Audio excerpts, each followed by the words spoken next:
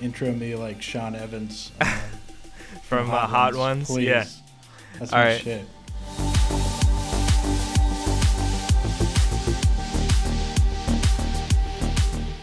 Hey guys, this is Julian of Julian Gray Media. Today we're starting a new podcast series on the channel. Our guest today is Heyz from Cultivate Social, his digital marketing company, and one of the newest Mousetraps to the artist family. And I know that, or the Mousetrap artist family, and I know that you guys are fans of Mousetrap, so this is probably very exciting for you guys. So welcome, Heyz, Mike Heyz. And, Thanks, man. Yeah. So tell us about yourself. Get us hip to what you do and what you're interested in. Sure. So I'm originally from North Carolina, which is obviously not the techno capital of the world or even the United States or my region. Definitely not, no. But I've always kind of gravitated towards music. Even when I was very young, there's home videos of me opening up like little drum sets and stuff when I was 3 or 4. It's very cool, yeah. So that's kind of been at the core of my being, forever. And so, moving out through high school and college, I wanted to pursue something in music. Yeah, absolutely. It's actually a very similar story to me. My dad used to have a home studio, and my uncle was a recording engineer, so I was raised in music too. Okay. In a very similar way, yeah. And I'm from Maryland, so I know exactly how you feel with the lack of techno. Yeah, I'm pretty certain I have about 2 friends from my childhood who even give a shit about exactly or even know who the hell deadmau5 is. How do you feel about deadmau5? Have you met him? Have you talked to him? I've not met him or talked to him. He's kind of like this ethereal creature like some of a us. being, right? Yeah, right. But like, he's kind of scary, but also like, I think it's funny. I feel like Mousetrap kids are usually like his biggest group of idols as well. Yeah, maybe. Yeah, absolutely. So I mean, how I think of him is. I know he can be a dick, but I know he's very caring, and he makes my favorite music of all time. So right, yeah. I met him. About that. I met him at his pop-up store here in LA when he came through for a weekend, and he's actually one of the most down-to-earth guys in real life. Yeah. The coolest, most approachable person. He can be a dick online, but I feel like that's all just like a game, Right. It can be a persona. And who has time for thousands of people anyways on the internet. But yeah, I'm looking forward to meeting him for sure. Yeah, are you doing any shows with Mousetrap or stuff like that? I would love to. I've talked to some of the guys there. I'm just starting out. Yeah, so you're just getting your feet into the door. Yeah.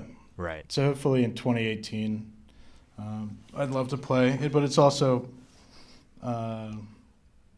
when are they going to do a show near where I live? Right, yeah. Maybe New York or something. So you do most of your work with them through A&Rs and management. Yeah, so yeah. I don't have a manager. Well, I mean through their management, Mau5trap's. Totally, yeah. Right, yeah. Yeah, it's crazy how disjointed the management is from deadmau5 himself and Mau5trap. Yeah, I think that's somewhat true, but also, he ultimately has he puts his personal stamp on right. everything. He has that personal veto or whatever, but yeah, it's very much run by management. That's very cool. It's definitely my favorite label. Stylistically, they put out some of the most interesting music, I think, especially in the techno realm.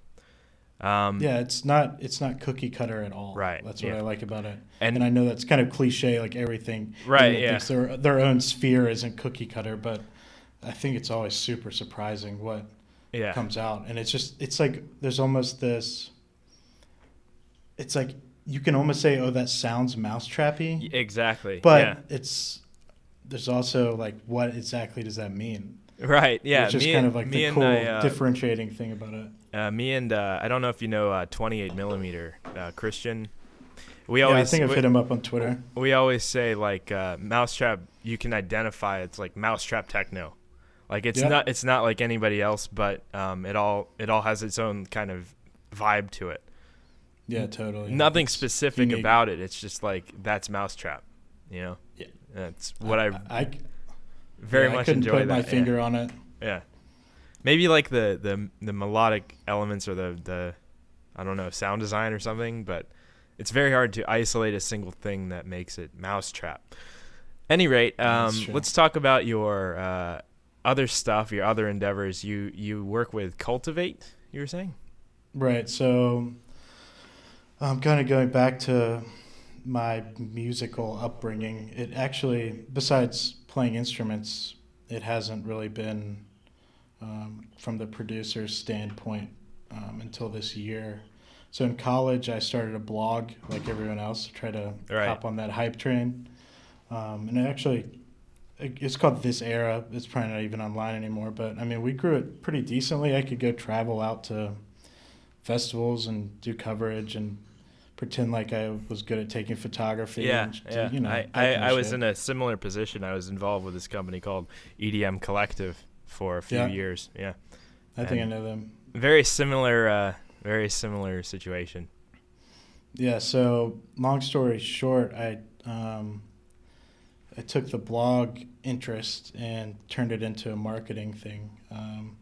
Initially marketing events for Disco Donnie Presents. Okay. In the Southeast, they have a bunch of big festivals like You and Me and Something Wicked. Yeah. Sunset Music Festival. So I ran around with them for a while working on festivals, and then through them and SFX Entertainment's umbrella. That's something I know. Yeah, I've heard of that. Yeah, a bunch of news on them, like last year maybe. But yeah. I made my way up to Philly and worked for Fame House. Okay. They're a big digital marketing company that does like Eminem and Alicia Keys and Pretty Lights, and so I kind of got I mixed my schooling, which was or my college degree, which is in marketing, with my music interest, and came back down from Philly and started my own digital marketing company. That's really cool. So where are you living now? Back in North Carolina? Durham, North Carolina. Very cool. Yeah. So we worked with Tiesto's record label, Savoy, Dat 6 record label. We had some good clients. It was fun. But we also had people coming to us who might not be able to afford, like, a staff of people doing their digital marketing. So we wanted to create something that almost replicated what we did for our clients. On a smaller, more personal scale for. Yeah, almost actually to maybe the opposite, to scale what we are doing for more and more people. Oh, okay. Yeah. So that's when we created Cultivate about a year ago. And essentially we're calling it a marketing agency in a box, where you can tell it about your shows, releases, and we're also transitioning out of music. So basically, or eventually anything in general, and it will build you a marketing plan, suggest content, write copy for you. Very cool. So it's all automated system then? Correct. Very awesome. Yeah. It's we're developing it, so it'll become more and more automated as it goes. But I use it for Heyz and my companies all the time. Because I find when I'm developing a strategy for a release or something, it's always monotonous. It's very much the same as the last time. Right. It's repeatable. Right. Exactly. I mean, it's different content. It's different, maybe the brand around the song or the EP, but it's all the same. It's all the same principles, right? Yeah. And it's about spacing it out correctly. It's about being organized. It's about knowing when the right engagement times are. So Cultivate handles all that for you, so it kind of lets you not have to worry about that facet of being a musician. So is Cultivate live now, and where can people find it? Yeah, so we have an early access program where we put out the initial features, and you can find it at www.cultivate.social. Very cool. Yeah, so...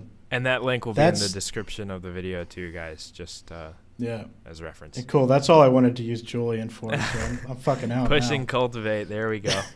Just kidding. Yeah, I know you got that hot garbage. So oh, yeah, dude, hot garbage. Oh, my God.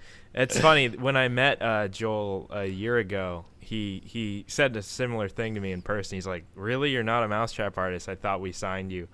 And that must be a little frustrating for you. Yeah, it's just a little bit weird for me because, like, it's like, okay, you know who I am, but, you know, right. I'm still here. I don't know. It's not that big of a deal. If it happens, it happens. Mm-hmm. I love the label and what they do, and, you know, I don't know. I'm always open to that. Any rate, why don't we talk about your producing? Like, how long have you been producing? What do you use? Let's get into that.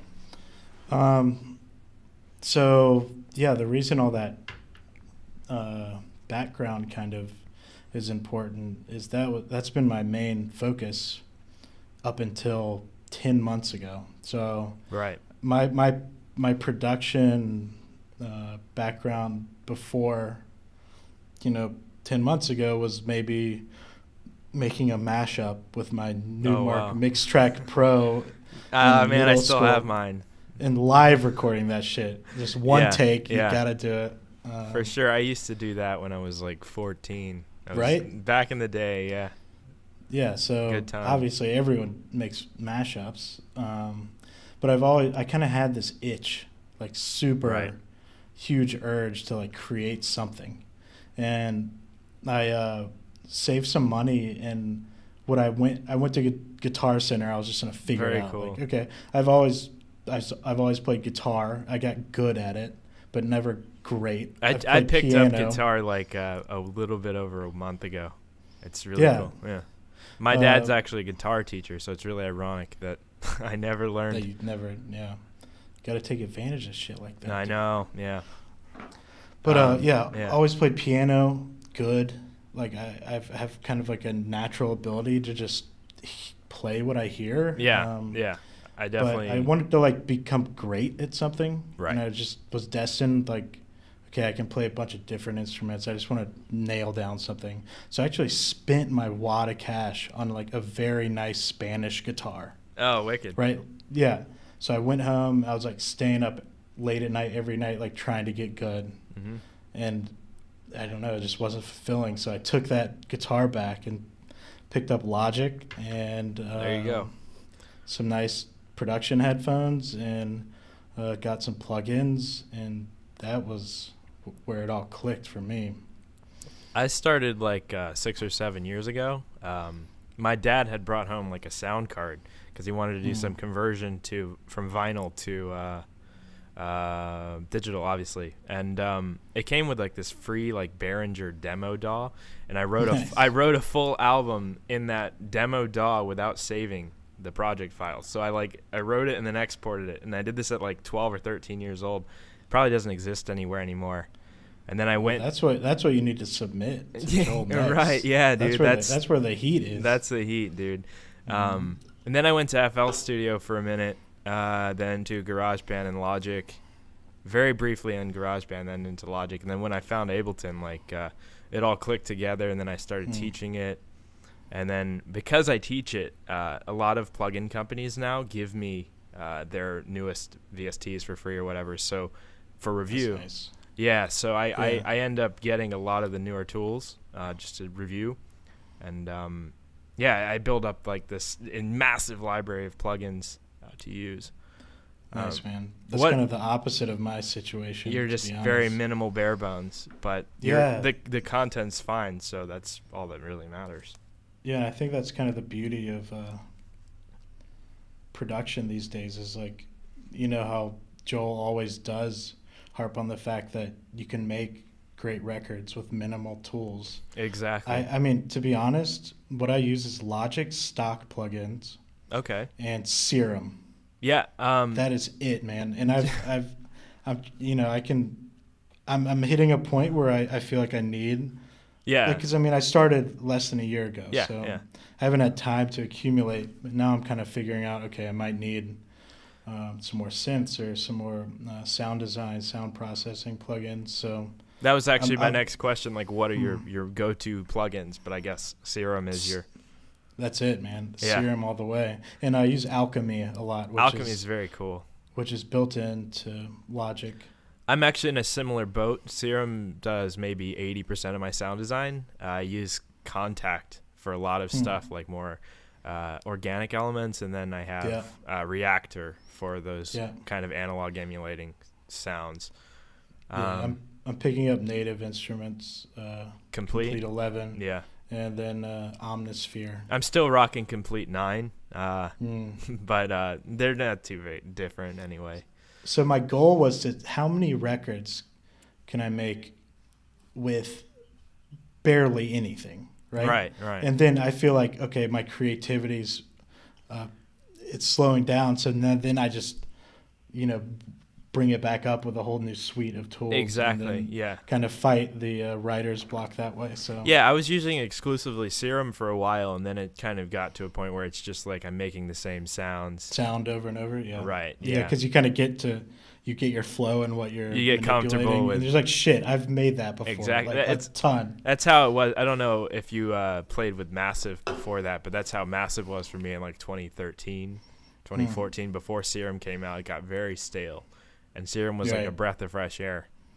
Yeah. But now Serum's getting there for me. So what's next on the I don't know, train? to be honest. Sonic Academy put out this really cool plugin called Anna 2 recently. It's really cool synth. I'm kind of getting my feet into there. Word. But Serum's still the workhorse. Yeah, I wish I could tell you I had some elaborate studio where I've been collecting like vintage synths, and I go out in the forest and like knock on wood and collect. Nah, dude, I lay in my bed and I fucking make music on my laptop. I cannot work on headphones like that. I exclusively work on headphones. Well, there you go. That's just proof that like you can get but good not results. Not these. No. Yeah, just prove that you can get good results out of anything. I hear Skrillex is a headphone guy too. Yeah, I think I've gotten so used to like, I mean, whenever I try to produce on my monitors, it's like I'm just not getting the full range of like the spectrum of sound I would in my headphones. It might be the room is shitty. The monitors are totally shitty. I know that for a fact. But I just like the thing about it is I feel like when you listen on headphones, you get this botched perspective of stereo image. I don't know. Maybe it's just me. Possible. That's why I have to get a bunch of people to listen to my stuff for me to believe it's any good.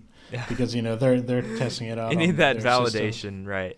Totally. No, that's very, very much the case for me too. I think it's important to get to the point where you don't need any validation. Though. Right. Yeah. Like you look at like a Matt Lang and guys that just write to write. Yeah.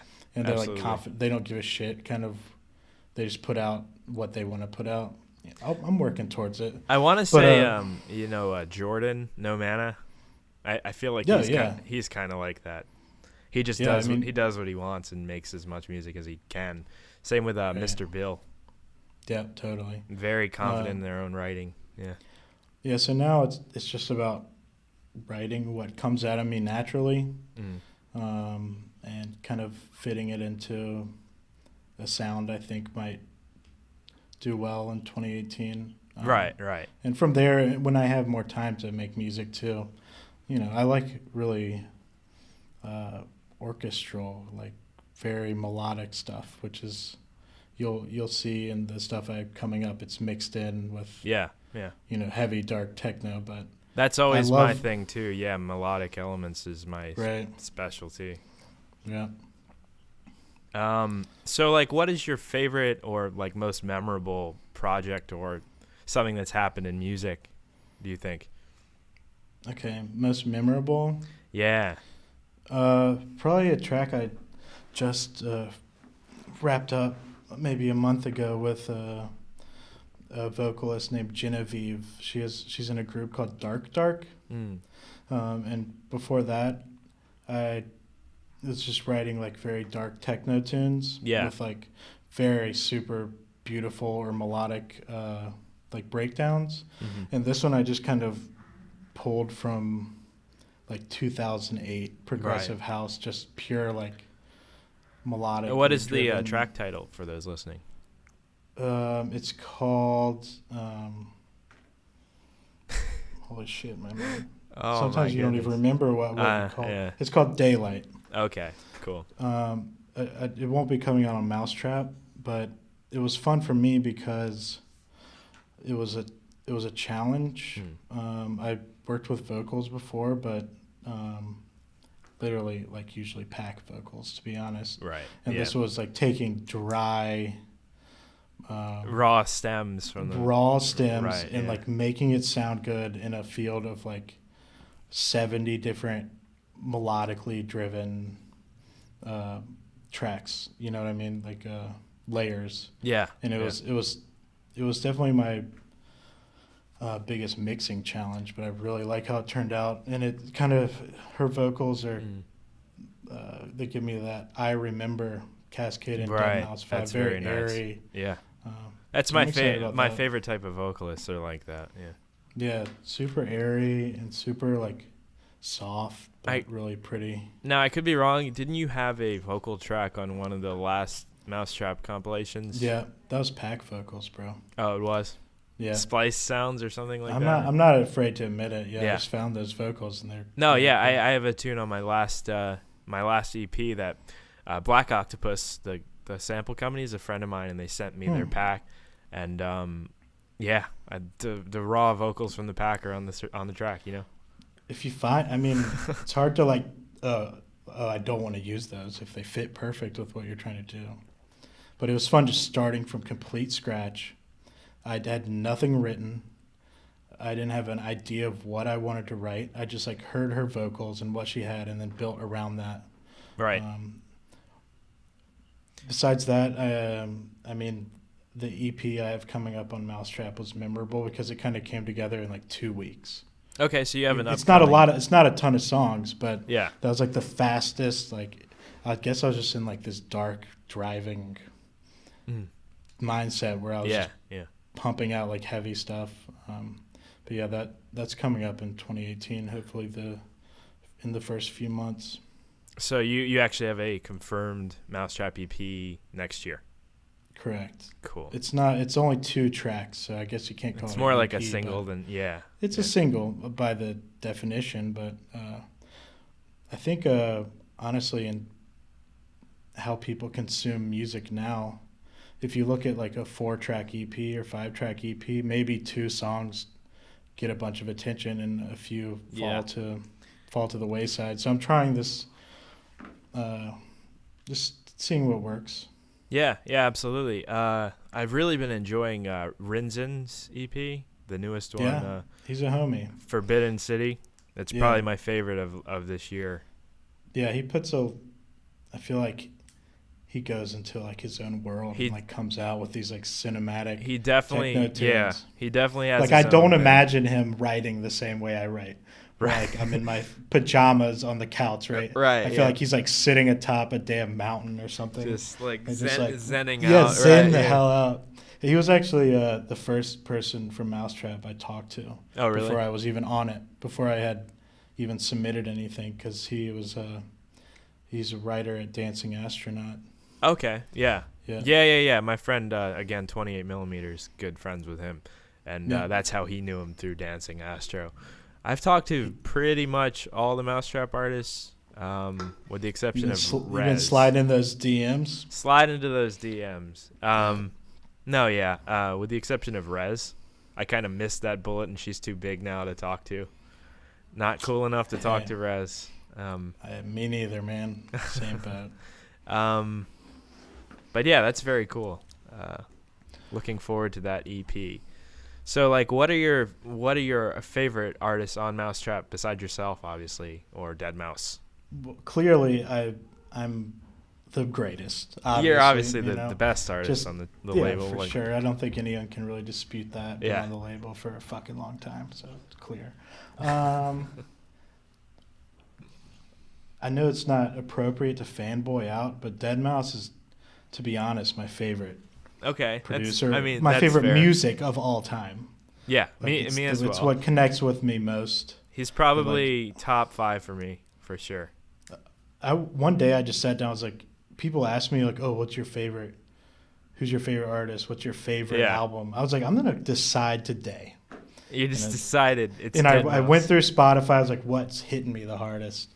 And like, it's just something about his music that brings back like really good memories and like hits me in the feels the hardest. But what's your favorite Mouse album?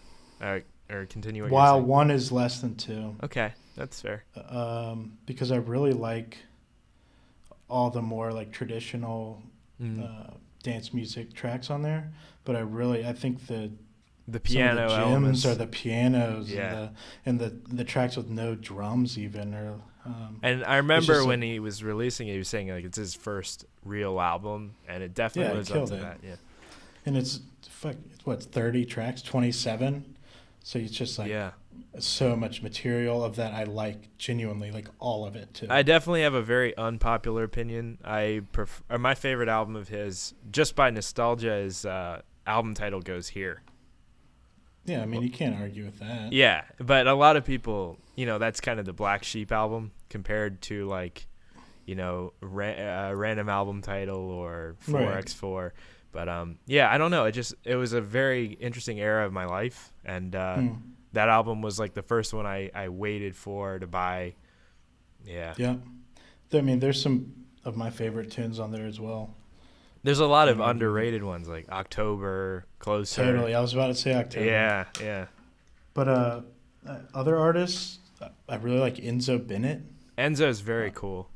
He was actually the first Mousetrap artist I talked to in maybe 2014. I haven't talked to him, man. Yeah, I did an interview with him, like a questionnaire style interview with him, like in 2014. Yeah, it's weird. Like you might come to find out I make some of the darkest, like techno on the label, maybe. But I'm always drawn to like the melodic acts. Yeah, like my favorite's actually Oliver Winters. Totally, dude. Totally agree. He that in the flood track is probably one of my favorites of all time, and totally agree. It's very hard to say that, but yeah. I completely agree with you there, and even some of Blue Mora's stuff kind of hits me in the feel zone.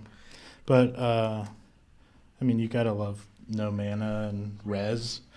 I mean, Rez was like my heat there for a bit. Yeah, it was new. Well, it wasn't new. It's like Gesaffelstein, but her own. But take yeah, on it. Yeah.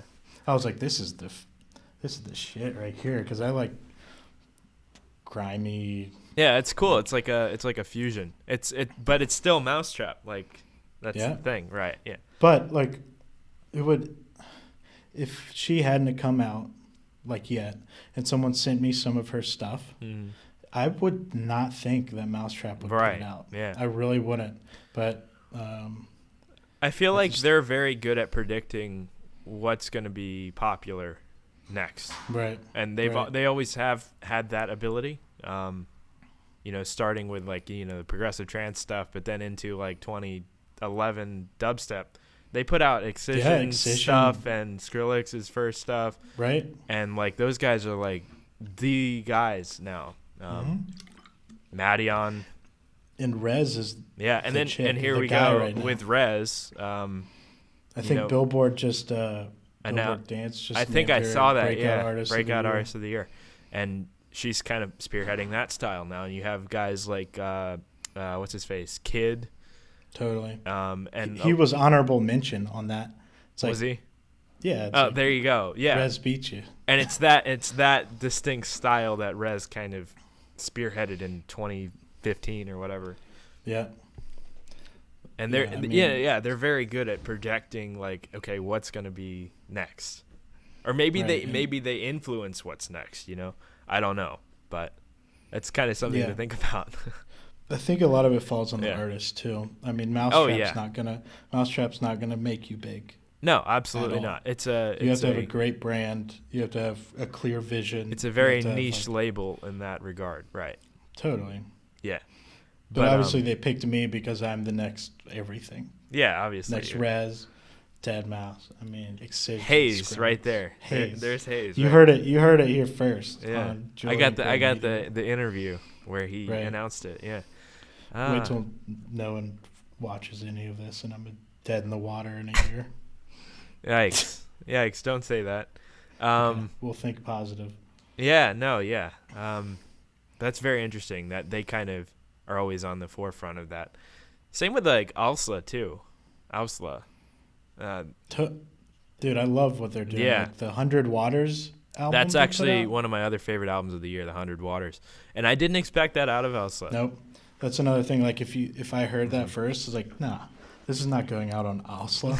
But I love the fact that they put it out because, I mean, there is some absolute gems on there. Yeah. I forget what song it is I like from that album. There's this one. It's in my Spotify playlist, and just mind-blowing. Prison Guard, that's I love. Yeah, that's one of them. Parade, I love. Yeah. Some of them, I'm not like dying over, but those are on repeat hard for me. Yeah, Alsa is definitely Really cool. another one of my favorite labels right now. Because like it's kind of like Mousetrap in that it's indie, kind of more indie, but it's also huge. Yeah, very. Yeah. Let's see. What are some of your favorite albums or songs outside of Dead Mouse?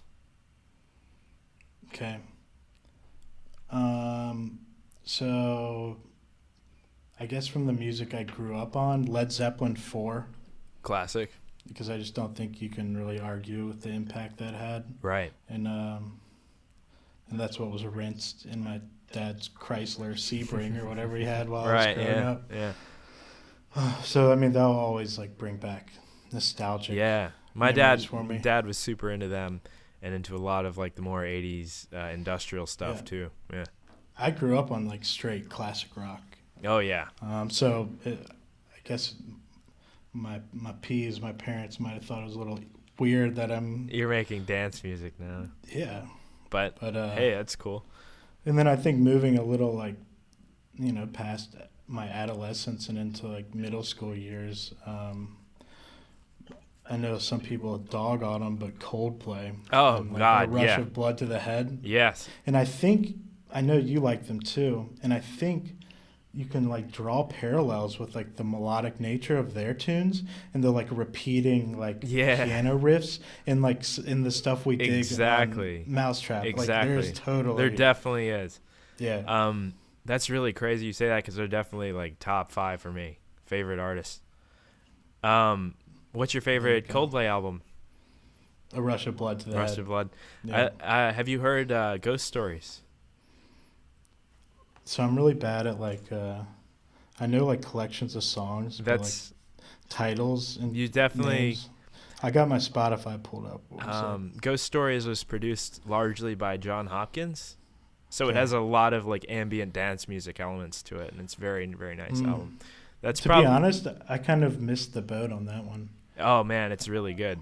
That's a really good album. Rush of Blood's really good.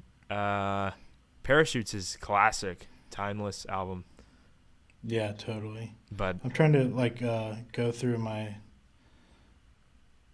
But like you said, like, there's definitely melodic and musical parallels between that and Mousetrap music. Totally. I think that's what drew me to it to start, because even though I've said it before, even though I make dark techno, you'll see that there's, like, these really large cinematic, like, melodic breakdowns and parts of the track to contrast. But I think it's, like, I'd never give a shit about lyrics. I have no idea what, like, there's my only songs with lyrics are saying. I just know how the vocals add to, like, the melodic structure and the nature of the track. There's definitely, like, some tracks I appreciate the vocals on, but largely, because of how they sound more than what they're saying, right? Exactly. Yeah, I'm definitely more resonate with the production of the vocals. And I'd say another group that has to be a top 5 for me is the M Machine. Okay, I've heard great things. Oh my God, dude, dive in like hard. Yeah, I'll share will you do. actually on 2 Spotify playlists, which I separated out like their indie stuff and their like dance stuff. Yeah. Super creative, like just awesome. And Latrell, I know, broke out and is doing some like solo Anjuna Yeah. records, and he's part of the M Machine. That's very cool. I love Spotify in that you can like create as many playlists as you want. You can just dive in. I have like something like 10 playlists on just like different genres of stuff. It took me a while to get transferred over from being a SoundCloud head to like using Spotify as my I was sole more so tool the for music. iTunes guy. Who was an iTunes guy? Me. You, and that's it. Yeah, I've never basically. heard that. Yeah, I used to So buy you just straight up buy tons Yeah. of music. Wow, good for you. one of those A kind of guys. supporter. Yeah. There you go. I mean, that's ultimately what we want, right? Like people to buy our Yeah. music. Yeah, But I'll buy my own. I and really buy- like Spotify's system. You know, the monthly- Look what up.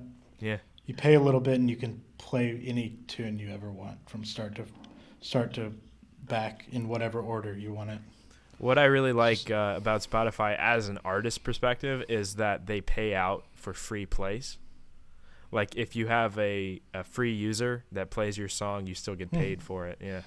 Yeah. Whereas other, Apple Music doesn't offer a That's free true. thing, and then SoundCloud you don't get paid for.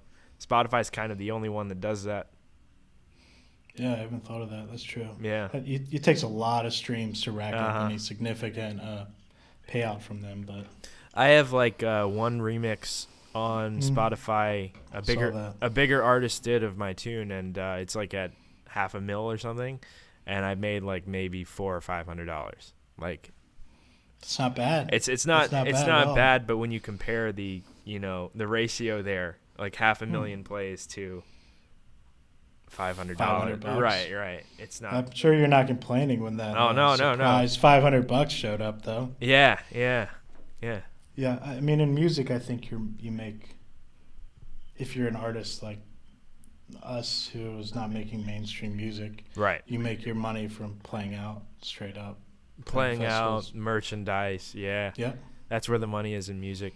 I actually make a lot more money doing like instructional stuff than I do Totally. actually in my own music.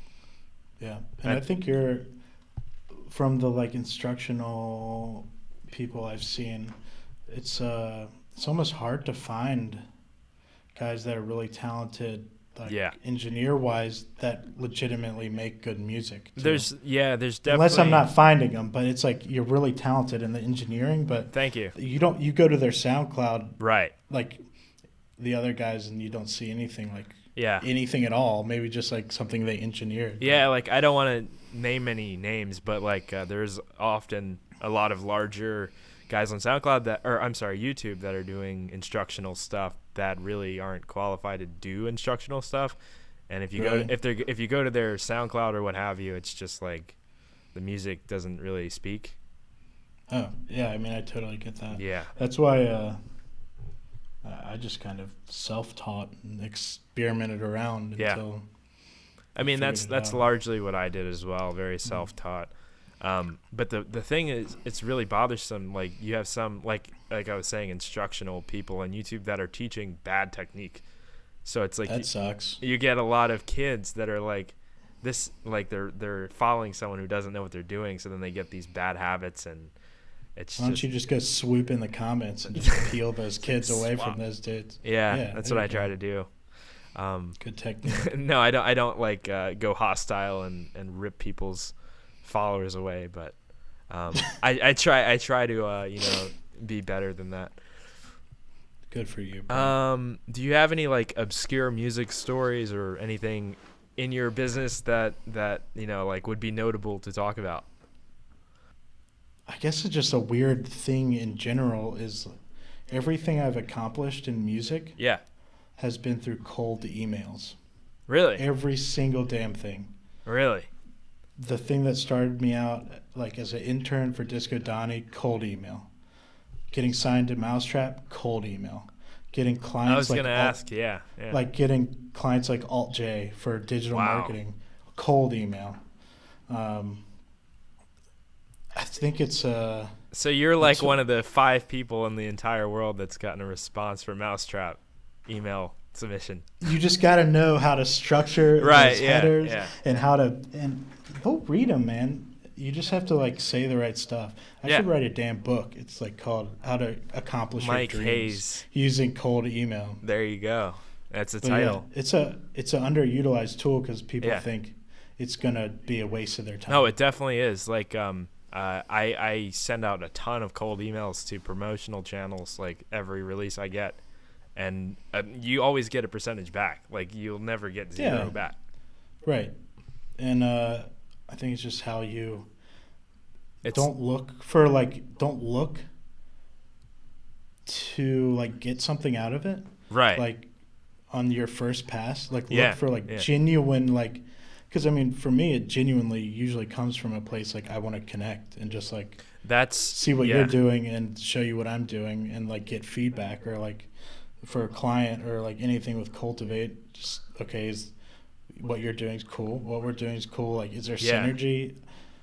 It's not all like, because that's where the genuine intrigue is. And if you're like coming out of the gate trying to sell, like if you're just like you don't want to sell email yourself, like new demo for Dead Mouse, right? Like you're screwed. Just I be genuine. I did a video on this topic like a few years ago. I don't know if it still exists, but I was saying like very similar thing with meeting artists. If you appreciate their music, reaching out to them, like more times than not, they're gonna respond. And if they don't, it's just because they're busy. Yeah. You know? I mean, no one's going to be up their own ass. Exactly. Like, so much of that, if someone's genuine and like just appreciative of their stuff, isn't like the greatest thing any artist could ask for? Right. Is people genuinely like enjoying their stuff. It's like the number one thing. And it's like this common misconception, like these artists are above you and you can't ever get in contact. Yeah. And just like, look what Joel is doing. Right. Okay. He might get like the worst rap from blogs, like he's the biggest dick. Yeah. He's literally taking a huge chunk of his Monday afternoons and listening to every demo that's submitted and then donating the money. Right. Like, he didn't have to do that. That's really respectable, He's genuinely out there like looking for good music and wanting to give like even a little platform to like build up some smaller artists attention for people. That's cool. That's definitely respectable. Your shit turned out well on that Mousetrap. That's right. If you guys want to see that video, you can check it out in the description below. I just plugged that hard for you, didn't I? You did. You set that one up. I was like, comment, subscribe. It'll be in the comments description. There'll be a little here. Click this. You can put like a little fingers. Annotation. Right. Go watch Julian's Hot Garbage Dead Mouse response. And go listen to Heyz's new. And subscribe here. Right. By We Are Friends. By We Are Friends Volume 7. So 7 here, So how is that going for you? You guys are charting, I hear, really high. Yeah, I mean it's going well everywhere. I'm a hawk for like numbers, so I check that as soon as I wake up. Bam. Literally, like as soon as I wake up, I'm on Spotify. Where are we at? So I can tell you like what, like the rank of who has the most plays. What's the most popular track right now? The Dead Mouse Grabbits remix. No, the Dead Mouse and Grabbits together. Yeah, totally. And then that was quite good too. Yeah, Atlas is doing well. Expected, like usual. Did Gummy have a tune on there? I don't think so. No. He had a Bentley Dean Bentley. Oh yeah, remix. He's that's my friend. What's his face? Alex. Yeah, I don't know him. But, he was telling me about that. He was super hyped when that happened. Yeah. I think it like got to like 3 on iTunes. It was like featured on Beatport, like their main page. Very cool. Yeah. Yeah, it's fun to like get all the artists together and put out a huge compilation. So you had a tune on with them before, right? The what was that? So I've done 2 compilations so far, which is kind of like how, unless you have like just if you're established artists, you can like come out with an EP with them, right? But usually if you're like brand new, right. they're like, here, let's try We Are Friends, let's try Four More. They introduce you that way, and then they they test it out and right. see the feedback, which makes total sense. So I'm kind of looking forward to putting out some solo stuff, even though the compilations do super well. Yeah, it's very cool. It's almost like a little accomplishment. Like you do your comps, and then you get your own thing, and then it's like levels, right? Yeah, play Mau5trap's show, dominate the world, that kind of stuff. Be the number one artist on the planet. On the planet, exactly. You're the next like Hardwell. Dude, funny story. The first like big gig I ever played was opening for Hardwell. Very cool. I got kicked off the fucking decks or shoulder tapped like 20 minutes into that thing. Really? Because I'm not dumb. Like, I know like you're supposed to play chill. Like just don't even really do your job of like warming up the crowd. Just set Hardwell up well. Right. I was playing like some electro and like Mousetrap stuff, really? And like got tapped. It's like, you really gonna play that? It's like, yeah. It's like, well, I need you to play some like chill, deep house. I didn't have any of it, so it's like, oh well. Sorry. Like promoters can be total dicks about that sort of thing.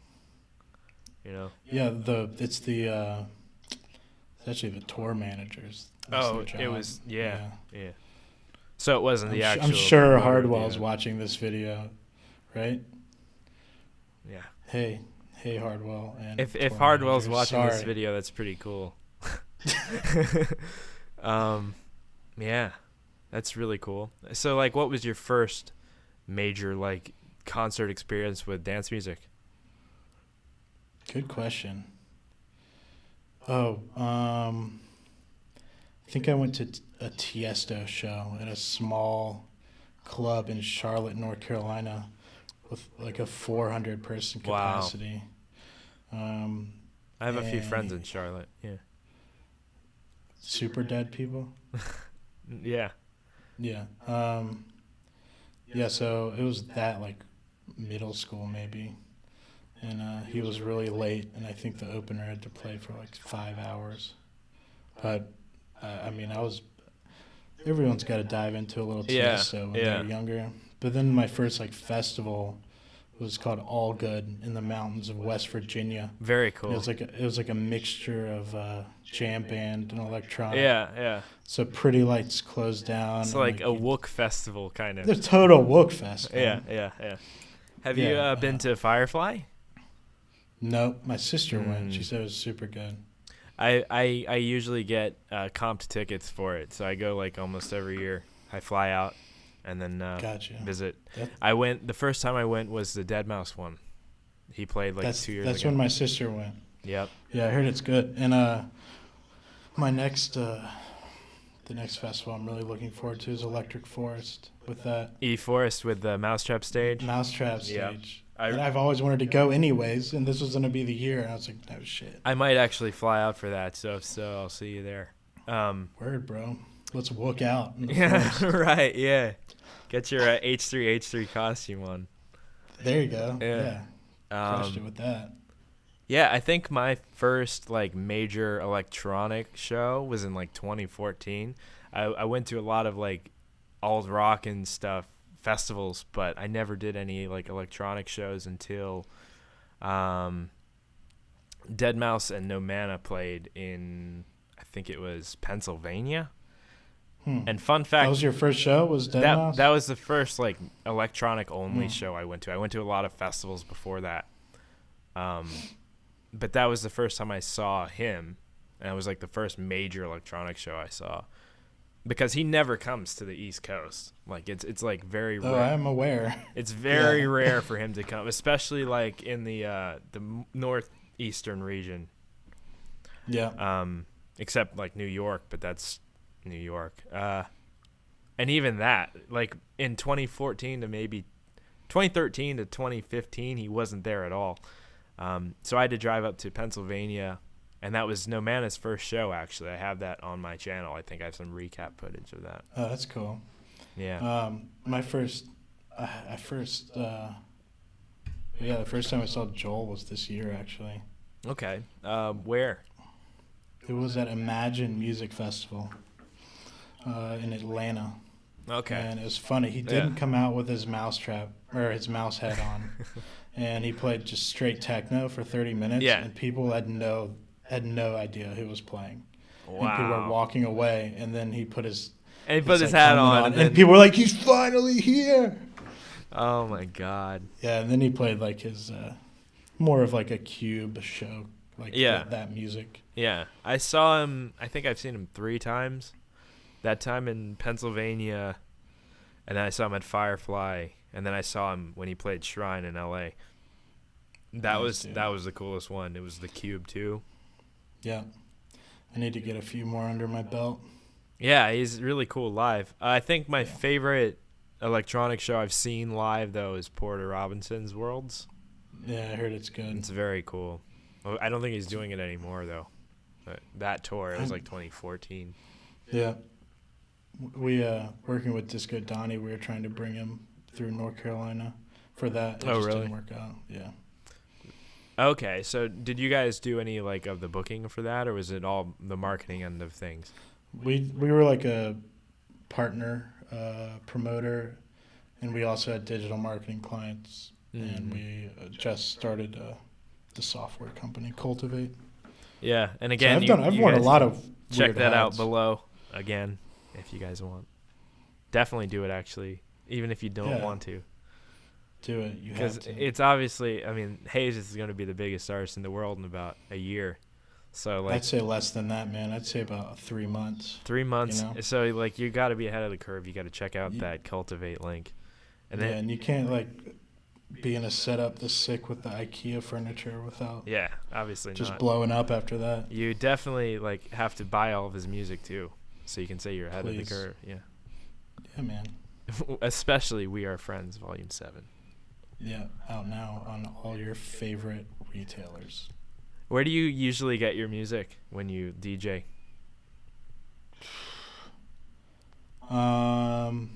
Beatport, Beatport.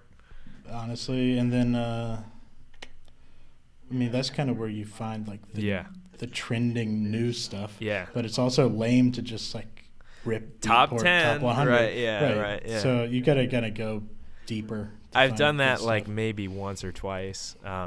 Well, then don't make me look like a fucking idiot, man. Okay, I don't do that. Beatport. I get all the DJs send me their stuff direct. Once you're like in the community, you can kind of be like, hey, send me a tune or whatever, and Yeah, no. Beatport, SoundCloud. I mean, do this. Get on SoundCloud and then start with an artist you like, and then go through who they favorite. That's who they that's follow. very and then you much can just what go. I do You can too, you can tumble and endless just find, cycle. like, dope shit. Yeah. Or labels too.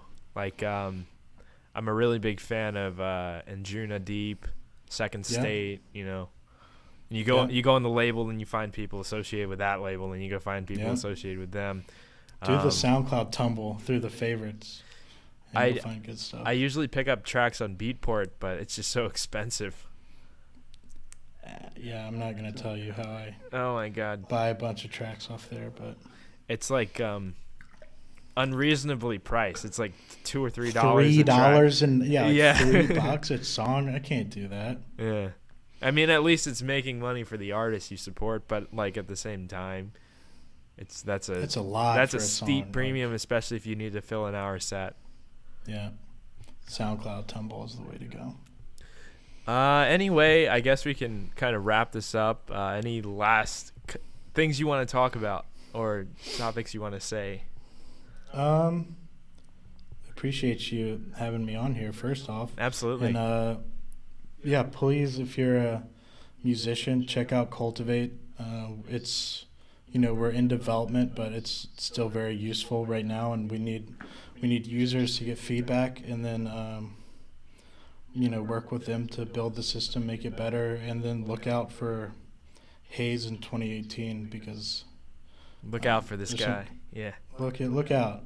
I'm not going to say I'm going to be big. I'm just going to try my damn best and put out good tunes and see what happens. Maybe we'll have to work on a tune or something. There you go. Yeah. I'd be down. Anyway, this is Mike Heyz from Mousetrap, Cultivate. Thanks for listening. I guess say goodbye. Goodbye, friends. There we go. Goodbye. I'm Julian of Julian Gray Media. You guys know me. Make sure to subscribe, like the video, and whatever if you guys share like it on video. social media. And then sharing obviously is keys. The marketing expert just said so you should do it. Crop out his face, put it as your phone background. You know, the usual. All right. Thanks for listening, and we'll see you next time. Bye.